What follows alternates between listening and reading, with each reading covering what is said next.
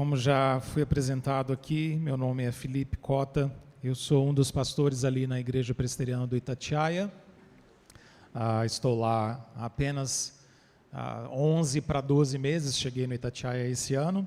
Antes eu pastoreei a Igreja Presbiteriana do Eldorado, em Contagem, por um pouco mais de tempo. E já estive aqui com os irmãos algumas vezes, já é minha lembrança de ter vindo aqui algumas vezes e estar com vocês. Tanto com o pastor Paulo, quanto com o pastor Alisson, que acho que pastoreou antes do pastor Paulo aqui um pouquinho, antes do pastor Mateus também, não é? A sequência foi essa, né? O pastor Paulo, depois o Mateus foi antes e o Alisson antes. Mateus, isso. Muito bem. Estive com o pastor Alisson esses dias lá em Goiânia, mandou um abraço para essa igreja, então eu imagino que muitos aqui o conheçam, se lembrem dele, então fica esse abraço para vocês. Queridos, mas agora nós vamos meditar a palavra do Senhor, e eu quero convidá-lo a abrir sua Bíblia comigo, 2 Reis, capítulo de número 4, versículo de número 8. 2 Reis, capítulo de número 4, versículo de número 8.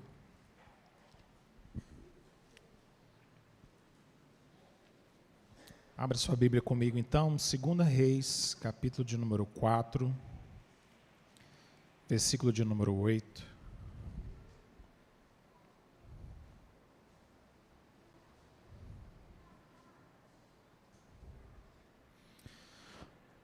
Toda família enfrenta notícias ruins, não é verdade? Toda família. Todos nós somos surpreendidos em algum momento da nossa vida por perdas, às vezes somos visitados por doenças inesperadas, ficamos chocados diante da morte de parentes queridos, de entes queridos. Todos nós, no final das contas, somos provados na nossa própria fé à medida que nós caminhamos com o Senhor. A minha jornada de vida e a sua jornada de vida é marcada, ou são marcadas por essas surpresas, essas coisas que não aguardamos e não esperamos, mas simplesmente nos acontecem. E a história que nós vamos ler agora é uma história que nos fala também sobre isso. É uma história que nos fala sobre conquistas e perdas, sobre notícias duras, sobre perdas dolorosas, mas sobretudo uma história que fala para nós sobre como nós devemos confiar no Senhor quando nós estamos passando por momentos assim tão difíceis, tão difíceis. Olha para a sua Bíblia comigo então, por favor, e vamos ler a partir do versículo de número 8. Eu te convido, na verdade, a acompanhar essa leitura do versículo de número 8 até o versículo 20.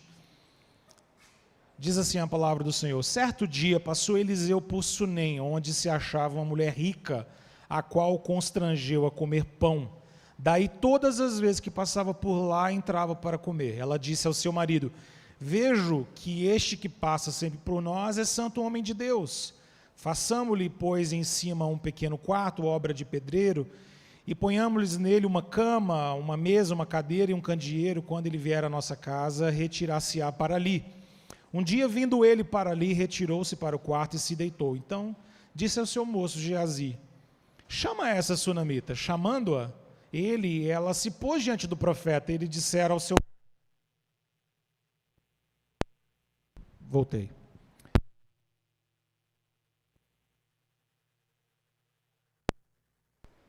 Som. Pronto, voltei. Se parar de novo, eu continuo, tá bom? Este dissera ao seu moço: diz-lhe...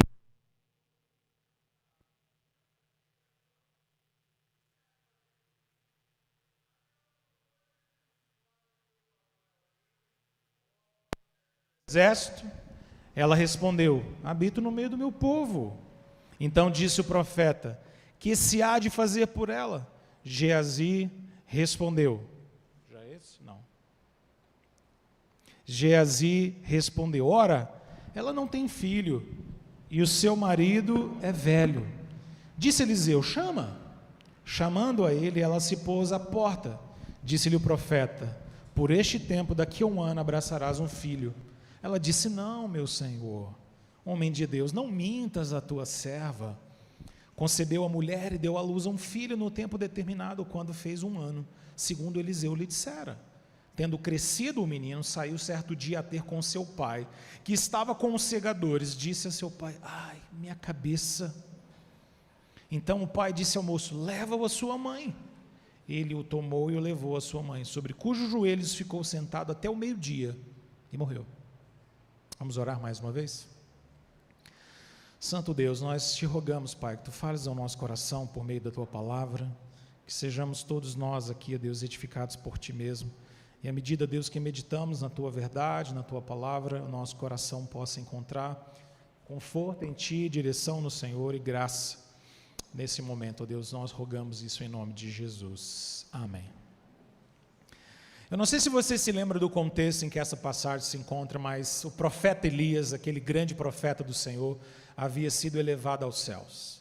E agora Elias deixa em seu lugar um outro profeta, que é de fato um instrumento poderosíssimo nas mãos de Deus, o profeta Eliseu. Ele tinha a bênção de Elias, e ele era o instrumento da graça de Deus, porque Deus comunicava-se com o seu povo, também por meio de Eliseu. Naquele período ele era a boca de Deus entre o povo, ele era o meio pelo qual Deus se manifestava. Deus manifestava a sua palavra e consequentemente a sua presença.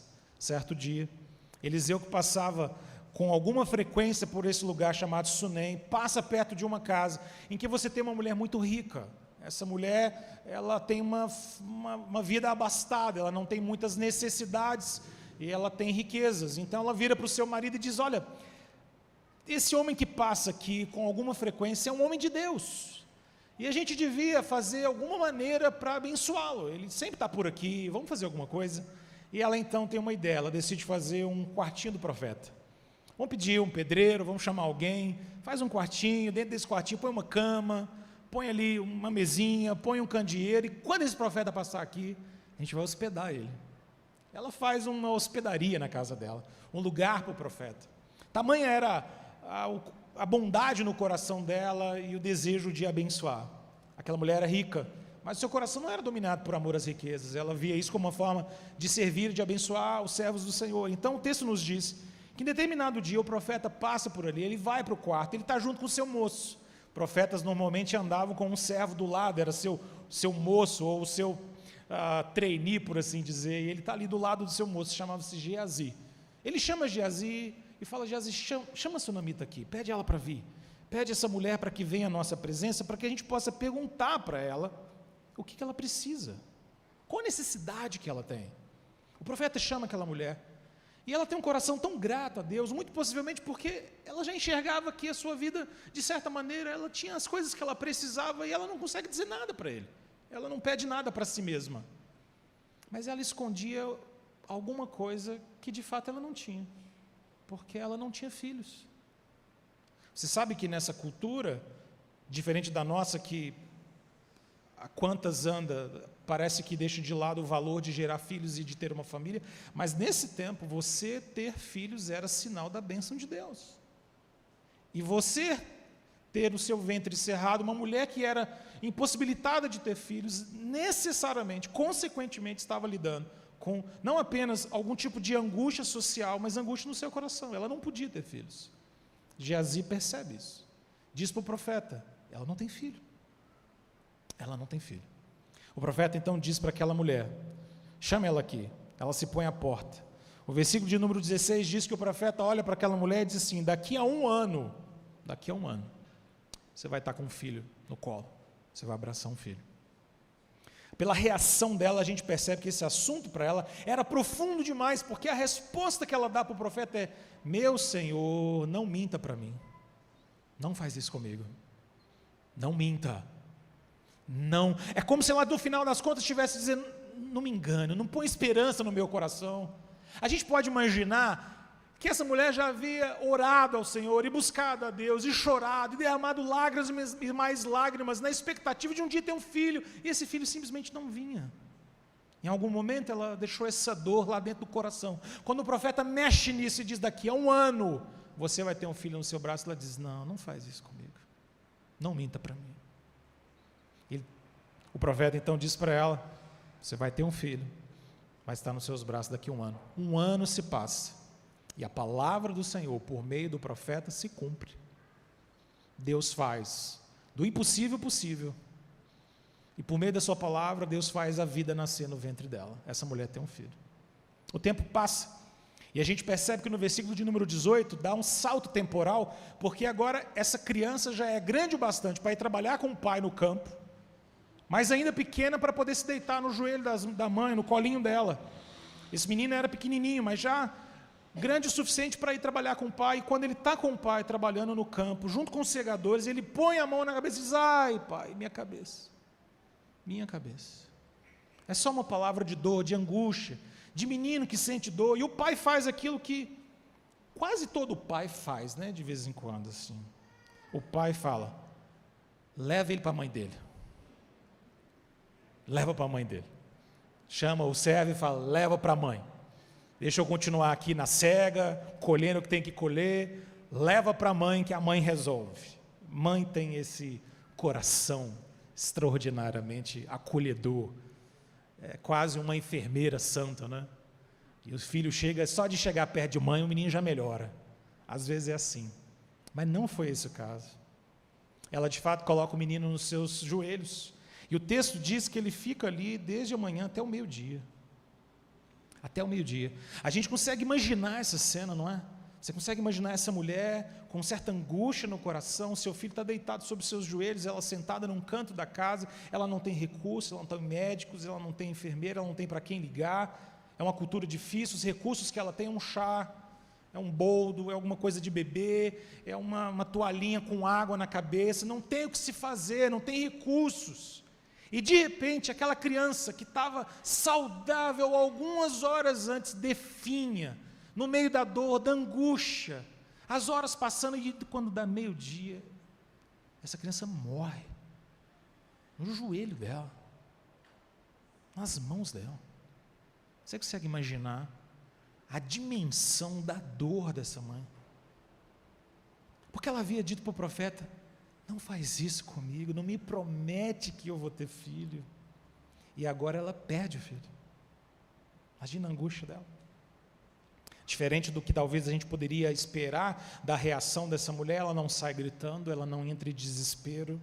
Ela simplesmente diz no versículo de número 21, pega o menino, vai lá no quarto do profeta, o quartinho que ela tinha feito, e coloca o menino em cima da cama do homem de Deus. Como se ela estivesse dizendo assim: Deus me deu esse filho através da palavra que veio da boca do profeta. Está aqui o filho que o Senhor me deu. Quando ela desce do quarto, ela chama o seu marido e diz: olha, manda uns moços e umas jumentas para que eu corra até o homem de Deus. Eu tenho que ir lá e agora. Tem que ir lá agora. O homem até assusta. Ele diz: mas como assim? Para onde você vai? Hoje não é dia de festa. Ela diz: não faz mal. Arruma para mim. Manda preparar a jumenta. Era o Uber daquela época. Assim, prepara o Uber, deixa pronto. E ela, quando entra no Uber, ela fala para o moço: olha, guia, anda, não te detenhas, senão quando eu te disser. Só vai. Só vai. E de repente essa mulher vai, desesperada ou urgentemente na direção do servo. Lá de longe o profeta vê a mulher vindo. Ele vira para o Geazi, o seu servo, e diz assim: vai até ela e pergunta para ela o que está acontecendo. Geazi vai. E o Geazi pergunta para ela: vai tudo bem contigo? Vai tudo bem com o menino? E a resposta dela é uma resposta muito interessante. Ela diz: tudo bem. Está tudo bem. Ela diz isso no versículo 26. Está tudo bem. Mas quando ela chega aos pés, ou na frente do homem de Deus, na frente de Eliseu, ela pula aos pés dele. Geazi tenta arrancar, mas Eliseu diz: não tira ela daqui não. Não tira não, porque a alma dela está em amargura. E o Senhor não revelou isso nem para mim. Deixa ela aqui, deixa ela chorar. Então ela olha para o profeta, veja no versículo de número 28, e diz para ele: eu pedi um filho. Perceba que a fala e a pergunta dela é uma pergunta de dor no coração, não é? De quem já tinha aceito que não ia ter filhos, e agora de repente recebe, e depois de receber e se alegrar, de repente perde o filho. Ela diz: eu não pedi para o Senhor não me enganar. Não foi isso que eu pedi, para o Senhor não mentir para mim, para não me enganar.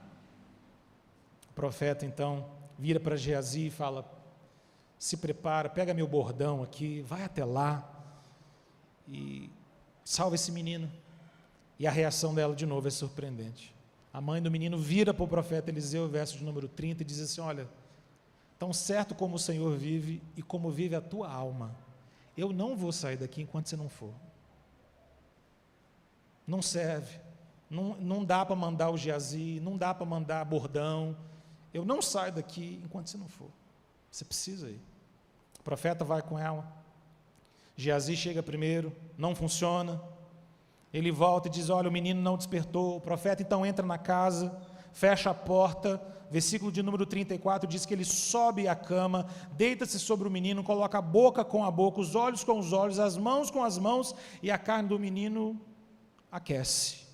Então se levanta, ele anda pelo quarto, de lá para cá, torna a subir, estende-se sobre o menino espirra 7 vezes e abre os olhos e ressuscita. Então o profeta devolve essa criança à sua mãe e diz: toma o teu filho. E ela entra, lança aos pés e prostra-se em terra, tomou o seu filho e saiu. Agora, preste atenção aqui em mim. O que é que essa história tem a ver comigo e com você aqui? Qual é o sentido dessa história para a minha vida e para a sua vida? Como é que ela nos encontra? A maneira como essa história encontra a mim e a você e fala ao nosso coração é porque, assim como essa mulher, nós também vivemos notícias muito duras. E a nossa fé também é com alguma frequência provada. Nós também somos provados. Esse texto nos fala muito sobre quem Deus é e também nos fala muito sobre quem nós somos e como nós devemos responder ao Senhor. Deixa-me te dar, por exemplo, algumas diretrizes a respeito disso. O texto nos ensina, em primeiro lugar, que o Senhor é um Deus que olha dos céus e que se importa conosco. Não é maravilhoso perceber que Deus se importa com uma mulher que não pode ter filhos, que mora em Sunem, cujo nome nem sequer é mencionado para nós, mas o Senhor conhece a necessidade dela. E o Senhor, por meio do seu profeta, o seu mensageiro, o instrumento da sua graça, passa até aquele lugar e por meio da sua palavra faz com que aquela mulher tenha nos seus braços um filho. Eu me lembro do Salmo de número 113, versículos 4 e 9, que diz: excelso é o Senhor, acima de todas as nações, a sua glória acima dos céus. Quem há semelhante ao Senhor nosso Deus, cujo trono está nas alturas, e que se inclina para ver o que se passa no céu e sobre a terra. Ele ergue do pó o desvalido, e do monturo necessitado para o assentar ao lado dos príncipes. Sim, com os príncipes do seu povo. Preste atenção no finalzinho, no verso 9. Faz que a mulher estéril viva em família e seja alegre mãe de filhos. Aleluia. O Senhor dos céus olha para o seu povo e se importa conosco. O seu profeta é usado para que ele pudesse dar àquela mulher aquilo que ela de fato necessitava. Ela não tinha muitas necessidades, não do ponto de vista material, mas ela tinha um limite na sua vida, tinha um porém, tinha um mas. Todos nós aqui temos um mas na nossa vida, não é?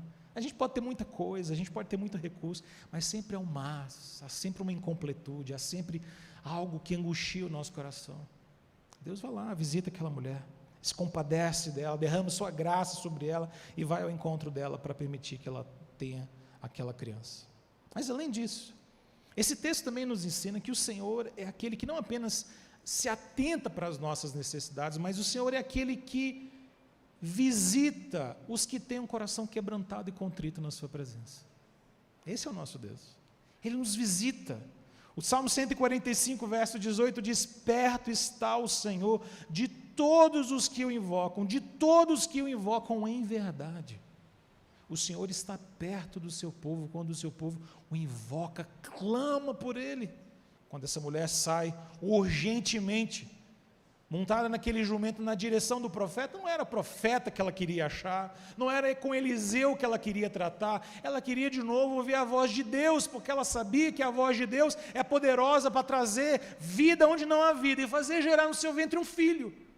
Mas essa palavra do Senhor também é poderosa para trazer vida onde há morte, e ressuscitar o seu filho, se essa fosse a vontade do Senhor.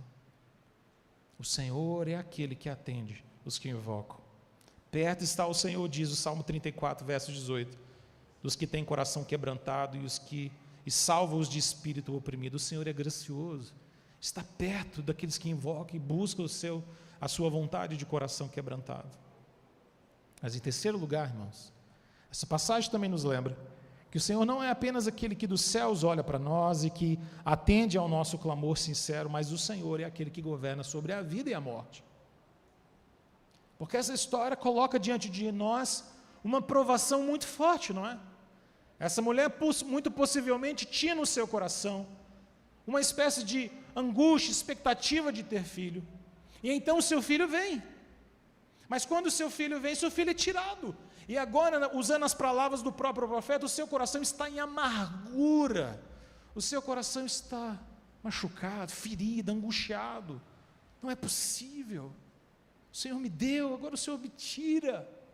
Mas o Senhor é aquele que governa sobre a vida e sobre a morte. 1 Samuel capítulo 2, versículo 6 diz: o Senhor é quem tira a vida e a dá. O Senhor é quem faz descer a sepultura e vai subir. É o Senhor. Ele é o dono da vida. Ele que governa sobre todas as coisas. O Salmo 104, versículo 29 diz: se ocultas o rosto, eles se perturbam. Se lhe cortas a respiração, morre e volta ao seu pó. Se o Senhor corta a respiração, a vida acaba. Ele é o dono da vida e o Senhor sobre a nossa morte. O Senhor tem poder sobre a vida. Ele pode dá-la e pode reavê-la. Esse texto nos ensina isso. Mas se esse texto, por um lado, nos ensina a respeito de Deus, por outro lado, esse texto também nos ensina sobre a nossa resposta a esse Deus todo glorioso. E nós podemos olhar para esse texto agora e pensar como é que essa mulher responde a tudo isso que ela vive. Qual é a resposta dela? Qual é a reação dela? Qual é a atitude dela? E como isso pode nos ensinar sobre também a nossa fé? A palavra de Deus nos diz por boca do profeta Jeremias, no capítulo 29, verso 13: buscar-me-eis e me achareis, quando me buscardes de todo o vosso coração. Olhe comigo para esse texto, agora no versículo 21 a 24, como essa mulher busca a direção do Senhor. Em primeiro lugar, ela nos mostra que nós devemos buscar ao Senhor com urgência no nosso coração. O versículo 21 nos conta que quando o menino morre nos joelhos dela, ela sobe, deita o menino na cama, fecha a porta e sai. Esse versículo 21 fala muito ao meu coração, pela objetividade, pela certeza, pela convicção que essa mulher tem, de que se existe alguma coisa, se existe algum recurso, se existe alguém que pode fazer algo a respeito da morte do seu filho, é o Senhor. Não há outro recurso. Ela sobe com a criança, coloca na cama do homem de Deus, fecha a porta e sai, com urgência, com objetividade. Quando você vai ler nos versículos 21 e diante, você vai perdendo o fôlego junto com eles, porque ela já desce, ela chama o marido, ela manda chamar os moços, a jumenta começa a se preparar, e ela simplesmente sobe lá no versículo de número 24 e diz: guia, anda, não para, enquanto eu não te disser, só vai, não para, não para. Nenhum outro lugar. Mas a gente podia tentar falar com fulano, mas fulano é curandeiro, fulano é médico. Só vai. Eu preciso encontrar o profeta do Senhor. Eu tenho urgência para isso. Eu tenho urgência para falar com ele. Deus me deu um filho pela boca dele. Deus pode reaver meu filho pela boca dele. Essa mulher tem urgência de buscar a voz do Senhor. Eu preciso ouvir a voz do Senhor. Mas além disso, olha agora para os versículos 25 a 27. Não apenas a atitude dela nos mostra sobre como nós devemos buscar ao Senhor com urgência, mas como nós devemos buscar ao Senhor também com foco. Com foco, um foco muito claro. O texto diz a partir do verso 24, 25, que ela parte dali e ela vai ter com o homem de Deus lá no monte com a Carmela. E então o profeta vê essa mulher vindo na sua direção, ele vê de longe, e ele diz para o Geazi: vai lá, fala com ela, assista, atenda naquilo que ela necessitar. O Geazi sai correndo, vai na direção dela, corre ao seu encontro: vai tudo bem contigo? Vai tudo bem com seu filho? Ela poderia simplesmente parar e dizer: ô Geazi, você é servo do profeta, meu menino morreu, está tudo ruim, vem comigo, vamos lá em casa. Ela diz: não, está tudo bem, Quer ter um foco. Geazi é servo do profeta, mas Geazi não é o profeta. Essa mulher quer se encontrar com a palavra de Deus que procede da boca daquele profeta. Ele é o intermediário da presença da palavra de Deus naquele período, e ela quer ouvir o que Deus tem. Eu quero ouvir a voz de Deus.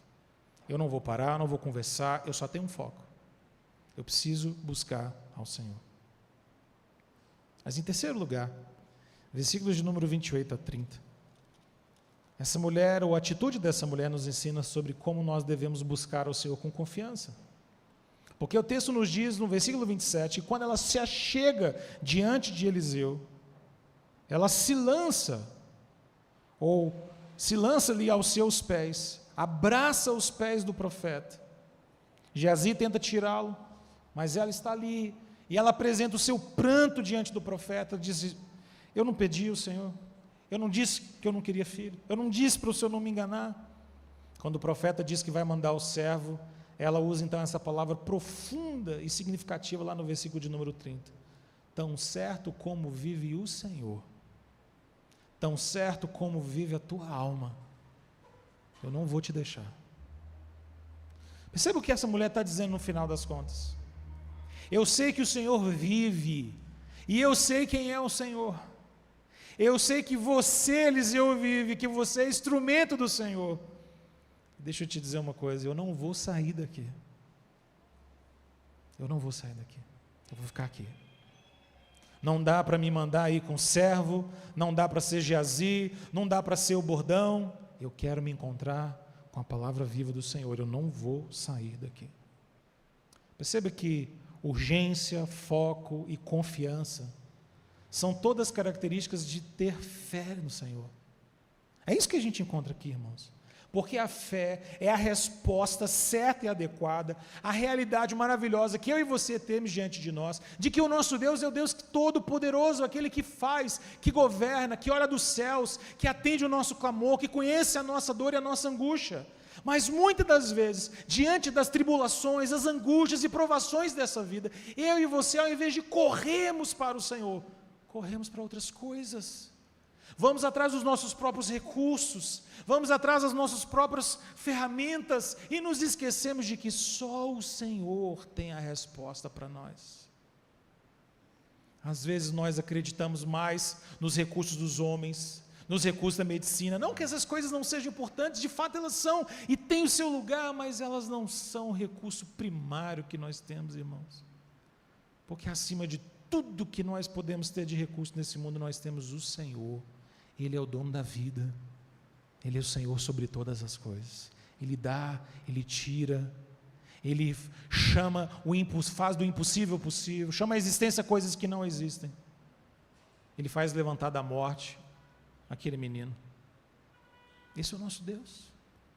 A fé, meus irmãos, é um dom do Senhor para nós. E fé é nós corremos para um alvo, numa mesma direção.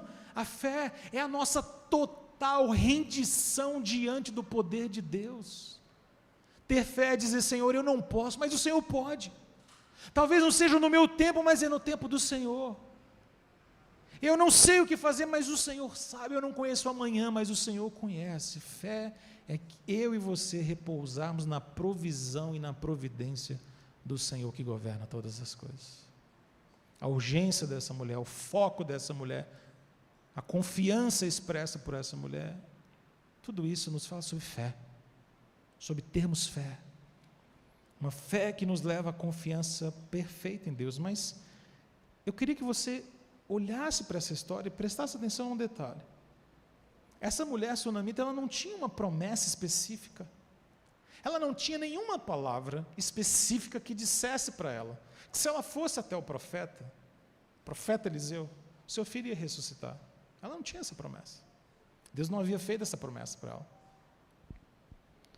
Mas ela tinha fé. Fé no Deus Todo-Poderoso.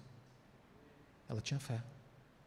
No final das contas, a ressurreição daquele menino apontava para a confirmação da sua própria fé, para que eu e você, assim como ela, creiamos que Deus é poderoso. Quando essa mulher corre até o profeta Eliseu, não foi a Eliseu que ela estava correndo.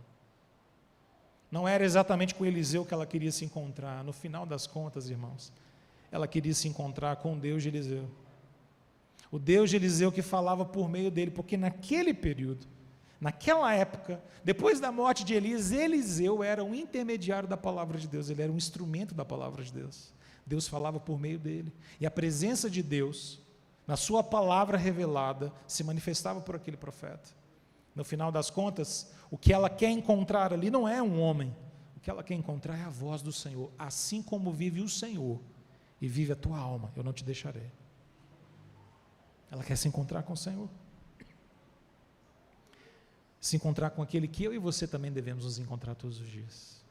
Afinal de contas, Eliseu era um homem falho, ainda que um profeta poderoso, mas ele era um homem falho. Por exemplo, o versículo de número 31 diz que ele manda Geazi na frente. Geazi vai à frente.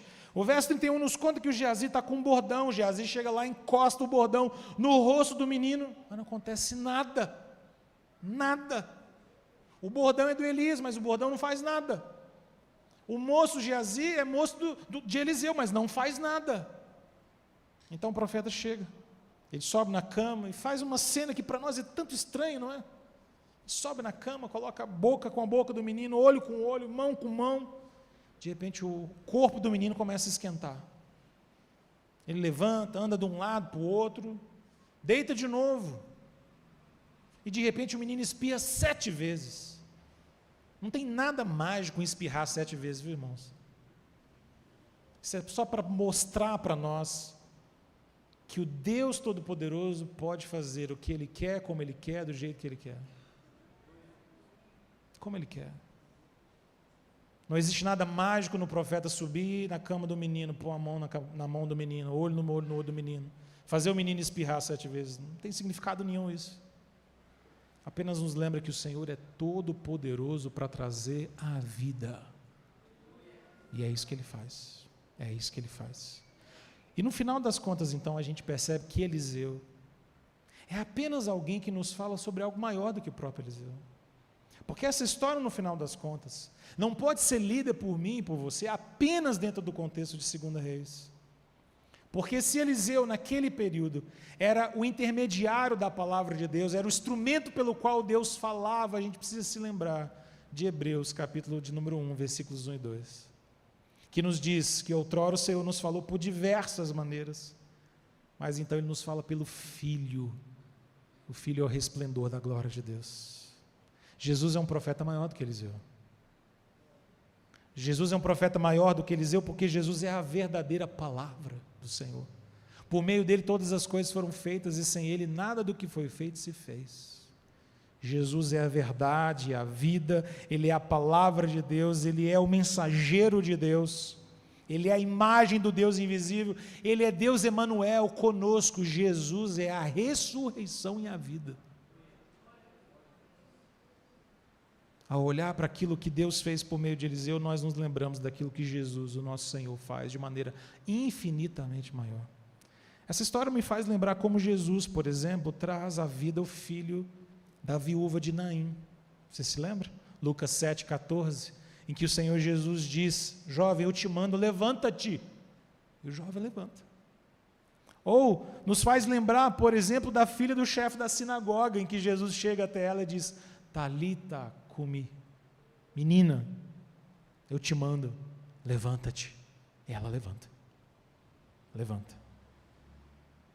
Jesus não apenas pode lidar com a morte física, coisa que Ele lidará de fato no dia da ressurreição, mas Ele pode lidar com a morte mais mortal que eu e você podemos experimentar, a morte espiritual,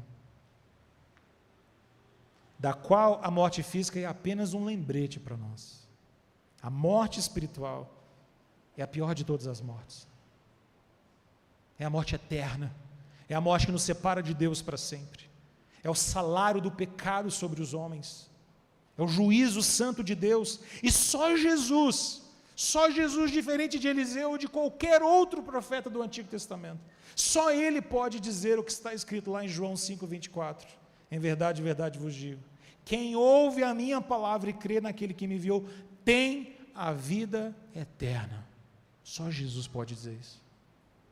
Só Jesus pode dizer aquilo que está escrito em João 5,26, porque assim como o Pai tem a vida em si mesmo, também concedeu ao Filho ter a vida em si mesmo. Só Jesus, irmãos, pode dizer o que está escrito em João 10,10. O ladrão vem para roubar, matar e destruir. Eu vim para que tenham vida, e vida em abundância. Só Jesus pode dizer isso.